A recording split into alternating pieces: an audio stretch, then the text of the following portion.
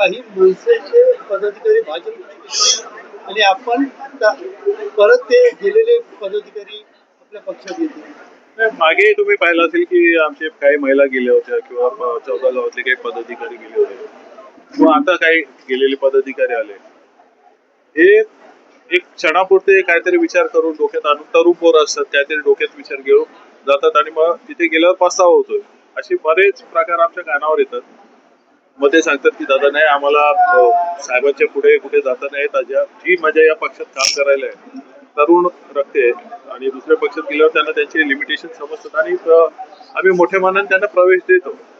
परंतु जे कोणी पैसा किंवा आर्थिक व्यवहार करून गेले असतील त्यांना आम्ही घेत नाही. हे तेवढंच करेल. तर दुसरीकडे पाहिलं तर ज्या पद्धतीने निवडणुकीमध्ये गेले त्यावेळेला आता तुम्ही बोललेले की समोरचा पक्ष जो आहे त्यांना फक्त माणुसकी नाही आणि आपल्या मनसेमध्ये माणुसकी नाहीच आहे ना म्हणजे काय ते फक्त यंत्रणेप्रमाणे कार्यकर्त्यांना राबवत असतात, टास्क देत असतात आणि मग असे आमच्या सोबत काम केलेले जे तरुण पोरं असतात त्यांना गेल्यावर पस्तावा होतो की ज्या प्रकारे यांत्रिक पद्धतीने तिथे काम करावं लागतं. समजतं की खोटं बोलायला सांगतंय, खोटं हिंदुत्व गळ्यात मारतायत, खोट्या गोष्टी बोलायला लावतायत, पटत नाही ते पोरांना मग ते येतात. त्याला आम्ही यांत्रिक बोललो. दादा ज्या पद्धतीने कल्याण डोंबिवलीमध्ये आजकाल म्हणजे जे काही राजकारण झालेलं आहे या पक्ष फोडाफोडी किंवा परत एकदा महायुतीत असूनच शिवसेनेचे पदाधिकारी भाजपकडे घेतले जातात. मी काय बोलू आता ते दोघे फोडतात फोडू दे. मी काय बोलतोय तेव्हा मनसेची आजची लढाई ही लोकसभेच्या नाही नाही असं नाही बघा कोणताही पक्ष आज सतत 24 तास आपला पक्ष वाढवेल कसा किंवा त्याचा विस्तार कसा होईल हाच विचार करत असतो आणि आम्ही त्या विचाराने चालत असतो. निवडणुका काही आपल्याकडे कमी नसतात तर 6-8 महिन्यात येत असतात परंतु सध्या काय काही निवडणुका टप्प्यात दिसत नाही तरी एवढे पक्ष प्रवेश होत आहेत आणि या प्रकारे उत्साह आमच्या पोरामध्ये दिसतोय सहकार्यामध्ये दिसतोय. एक एक चांगली गोष्ट आहे आपल्या पक्षाच्या दृष्टीने. लोकांना हे कळतंय की ज्या लोकांनी आपल्याला आश्वासनं दिली होती तेच आता आमच्या पेट्रोलमध्ये 20% पावसाचा रस ओतत आहे.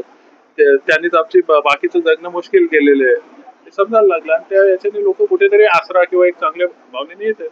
आता युवा पिढीला आपण मनसेने या ठिकाणी आपल्या इकडे टार्गेट केलेलं आहे आणि मोस्टली आपल्याकडे सगळे युवा पिढी येत आहे आणि त्याचबरोबर आपण पाहिलं तर विविध सेल या इकडे तयार केलेले आहेत. नेमके आज नियुक्ती पत्र पण झालेले आहेत. काय नेमकी संकल्पना नाही तरुणांबद्दल जो ओढा आहे किंवा ओढ आहे या पक्षाबद्दल ती काही नवीन नाहीये. मान्य राजसाहेबांबद्दल जी ओढ आहे तीच आहे आणि त्याच्यामुळेच येतं ती नव्याने जेनजी वगैरे चालू आहे त्याचं काही नाहीये. परंतु एक समाधानाची बाब जी आता दिसली या जेनजीच्या आंदोलनामध्ये की पोरं प्लॅटफॉर्मवर येऊन बोलायला लागले. त्यांना राजकारणाची समज आहे की नाही असं वाटायचं त्यांना राजकारणाची समज आहे. कायदा किती ताणायचा याची त्यांना समज आहे. त्याच्याने प्रेरित होऊन काही पोरं अजून त्या टाईपची पोरं मनसित पण येते तर त्यांना अजून एक गोष्ट समजलेली आहे की प्रत्येक गोष्ट जर आपल्या आयुष्याचा भाग एखादी गोष्ट एखादी घटना राजकारण डिसाईड करत असेल तर आपण चांगल्या राजकारणात जायलाही हवं आणि त्या अनुषंगाने पोरं येत असतात. दिल्लीला जे आंदोलन झालं विद्यार्थ्यांचं त्याबद्दल आपण बोललो की किती ताणायचं विद्यार्थ्यांना कळलं सरकारला भीती हा हुशार झालीत पोरं तुम्ही पाहिले असेल. आजकाल हास्य जत्रेपेक्षा आम्ही ते रील जास्त बघतो. एवढ्या उपट्या खाऊन दांडे खाऊन पण ती लोक पोरं आपली आनंदाने रील बनवतात आणि सरकारला त्यांची जागा दाखवतात. त्याच्यावरनं वाटते ते मॅच्युअर आहेत त्यांना जाण आहे.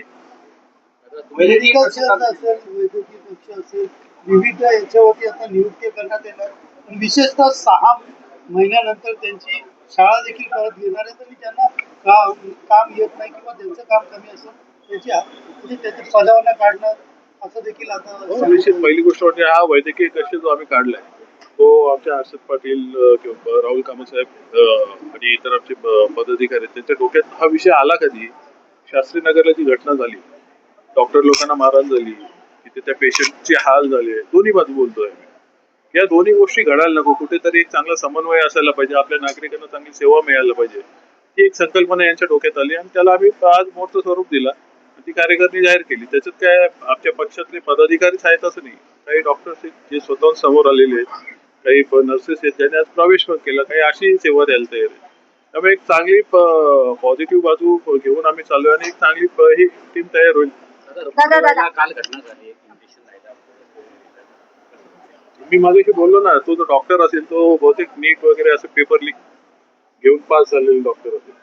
काय बोलायचं नाही, बोललो तर रागाची येते. त्या दिवशी बोललो मी की काही घटना या एका हातात टाळी वाजत नाहीये. सेवा व्यवस्थित दिली नाही तर राजकारणी नाही तर लोक येतील. कुठेतरी तुम्ही चांगले एक सेवा द्यायला पाहिजे. डॉक्टर्स लोकांना एवढी पगार देत आहेत, ते तपासून घ्यायला पाहिजे त्यांना. पहिला डॉक्टरांना तपासून ते कामावर ठेवायला पाहिजे. ही कुठली पद्धत?